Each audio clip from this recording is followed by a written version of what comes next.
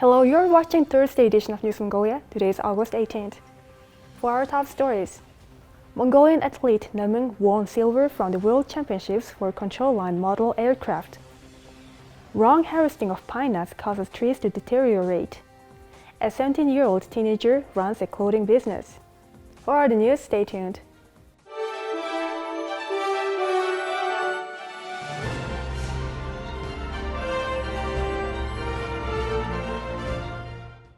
Mongolian young athlete Nomin has won silver from the World Championships for control line model aircraft.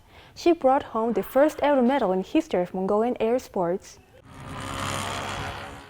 This year, the World Championships for control line model aircraft was organized in Poland from August 8 to 13th. The main organizer of the tournament was the World Air Sports Federation. In this year's edition, women athletes were allowed to participate for the first time.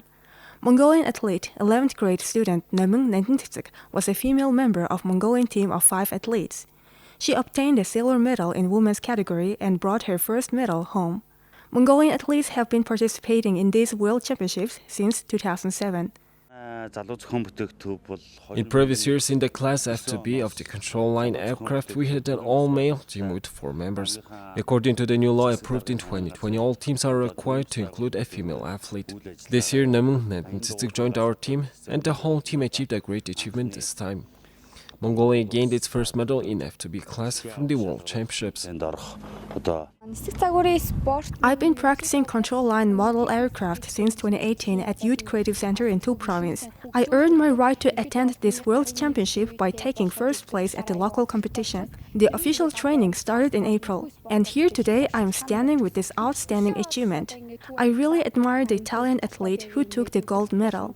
The competition was so fierce. I never expected to receive gold on the podium and see the Mongolian flag in Poland. I'm so grateful. At this year's championships, the Mongolian team stood in 9th place among the teams from over 30 countries.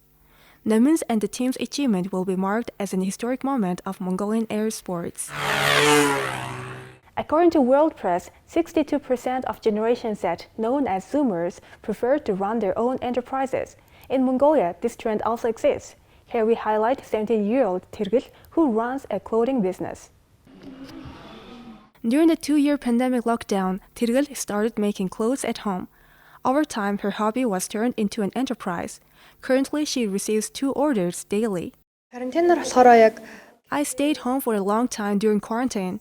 Meanwhile, I collected yarns at home and started working on improving my knitting skills. I learned from tutorials and from ideas on the internet, and I started to design my own fashion. Later on, her hobby brought her some income and she became financially independent from her parents. She says it gave her a sense of freedom, and with freedom comes responsibility. Experts say doing handcrafts has a relaxing effect on the body and mind compared to digital strains. Also, it's a great way to start a business. I realized that small businesses have boomed since the quarantine lockdown. My friends and peers are the Generation Z has this mindset that nothing is impossible once you give it a go. 80% of Generation Z business owners earn their income through online selling and deliveries. Tirgil also sells her knitting via Instagram. Harvesting pine nuts in the wrong way causes damage to the well-being of trees. It also has side effects on the growth of trees and the overall ecosystem. Data shows that 70% of the Siberian pine forest in Mongolia is on the decline due to human activities. The most harmful activity is the harvesting of the pine nuts in enormous amounts. It affects the health of the tree. Moreover, it creates a shortage of food for animals living in the forest. Some harvesters use axes on trees to bring down the nuts. However, it can require as much as 22 years for the wound to recover. Harvesters create scars on the pine trees every time they pick nuts. This action deteriorates the overall pine forest and causes growing to stop. Moreover, harvesters collect all the cones without leaving any in nature. It's really harmful for the other living species. Moreover, it takes away all the seeds and leaving no chance for new trees to grow. Siberian pine forests occupy 612,000 hectares in Mongolia. They grow in central and northern provinces. The harvest season for pine nuts starts from September and continues till next year March. Every year, the amount of pine nuts that can be picked is approved by the administration of the provinces. The harvesters obtain approval documents from the rangers. However, there are many cases of improper harvesting done without any permission. The guidance for proper picking techniques has been standardized. There's even penalty for causing harm to the trees. The general rule of thumb is to pick about 30% of the pine nuts while leaving the remaining 70%. A single pine tree can become a habitat for 70 animal species and food for as many as 200 bird species.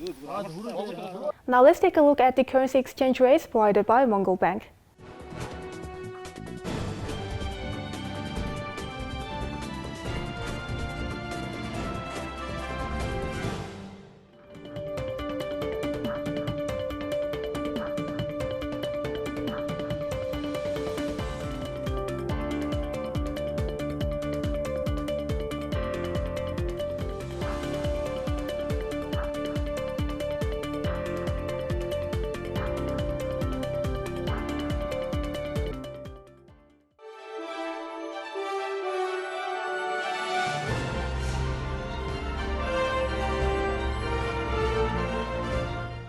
Here comes the international news from our partner agencies. Taiwan is staging military exercises to show its ability to resist Chinese pressure to accept Beijing's political control over the self-governing island following new rounds of threatening drills from China. The exercises Wednesday of the southeastern county of Hualien follow days of Chinese missile firings and incursions into Taiwan Sea and airspace by ships and planes from the People's Liberation Army, the military wing of China's ruling Communist Party. Taiwan's Foreign Ministry spokesperson Joanne Oh said China was using recent visits by U.S. Congress members, including House Speaker Nancy Pelosi, as a pretext for escalating its attempts to intimidate Taiwan into accepting what it calls its terms for peaceful reunification. China sees the island as a breakaway province to be annexed by force if necessary and considers visits to Taiwan by foreign officials as recognizing its sovereignty. Alongside its military threats, China imposed visa bans and other sanctions Tuesday on Taiwanese political figures. China exercises no effective legal authority over Taiwan, and it's unclear what effect these sanctions would have. China has refused all contact with Taiwan's government since shortly after the 2016 election of President Tsai Ing-wen of the pro-independence Democratic Progressive Party. Tsai was overwhelmingly re-elected in 2020.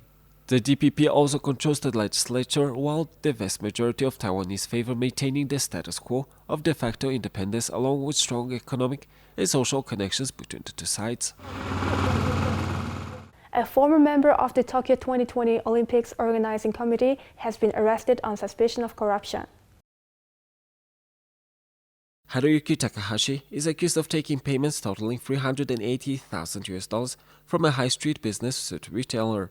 The retailer Aoki Holdings was an official partner of the Tokyo 2020 Games. According to Reuters news agency, Mr. Takahashi was not immediately responded to requests for comment. Documents from the Tokyo prosecutor's office seen by AFP news agency reportedly accuse him of taking sums of money on the understanding that they were thank you payments for beneficial treatment he gave to Aoki Holdings. They allege that more than 50 transactions occurred between October 2017 and March 2022, with money sent to the bank account of a company run by Mr. Takahashi. According to local media, officials have been looking into whether or not past payments received violated a law forbidding public servants from taking money in relation to their role. Legal officials also revealed that a former chairman and the two other executives of Aoki Holdings have been arrested in connection with the case. The company has released a statement saying that it is fully cooperating with prosecutors. A former executive at one of Japan's largest advertising agencies, Dentsu Inc., Mr. Takahashi became a member of the Olympics Organizing Committee in 2014. While it has mostly shuttered operations, the committee does maintain a financial presence to deal with accounting issues. The United States and South Korea will begin their biggest combined military training in years next week in the face of an increasingly aggressive North Korea, which has been ramping up weapons tests and threats of nuclear conflict against Seoul and Washington, the South Korean military said Tuesday.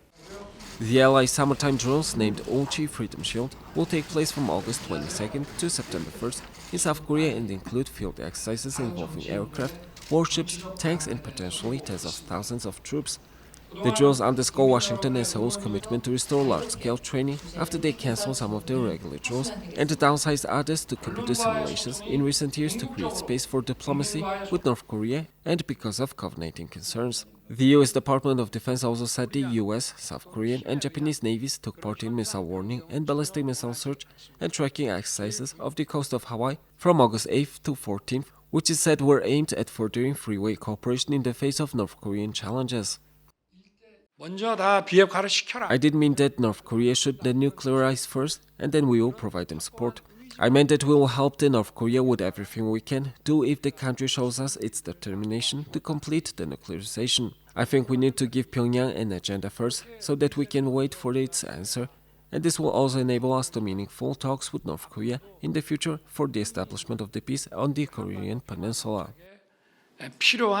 While the United States and South Korea describe their exercises as defensive, All-G Freedom Shield will almost surely draw an angry reaction from North Korea, which describes all allied training in invasion air rehearsals and has used them to justify its nuclear weapons and missiles development. China, North Korea's main ally, expressed concern over the expansion of US military exercises with its Asian allies, saying they could worsen tensions with North Korea. Chinese Foreign Ministry spokesperson Wang Wenbin didn't offer a specific answer when asked whether Beijing believes the trilateral drills in Hawaii were in some way directed at China.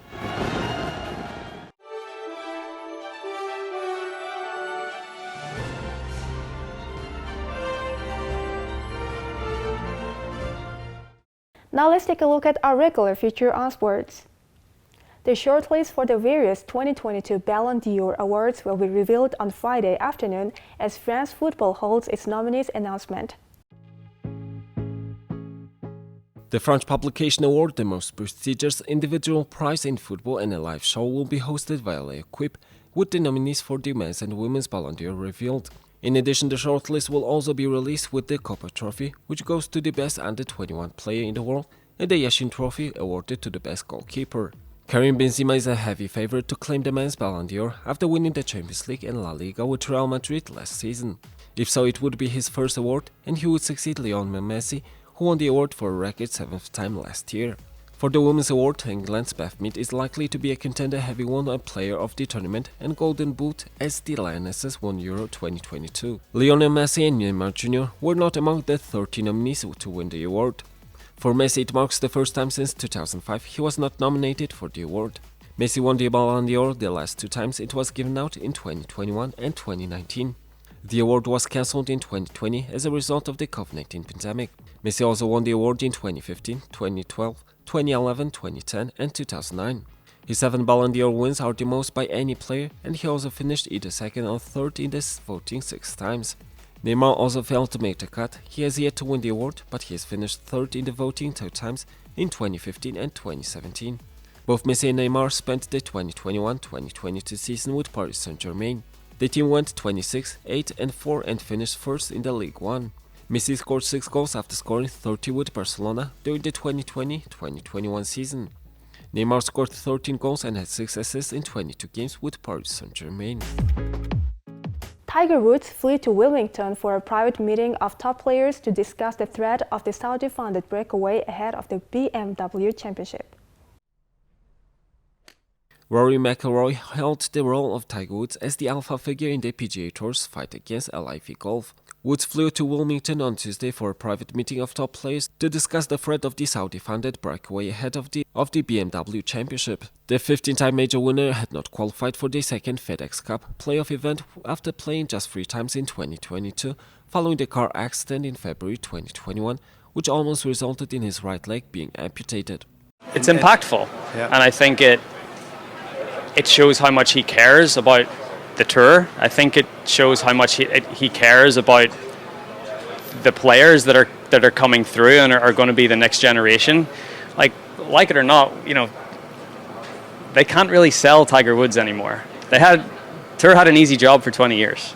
They don't have Tiger anymore. Yes, they've got a bunch of us and we're all great players, but we're not Tiger Woods. So we're moving into a different era, and we just have to think about things a little differently.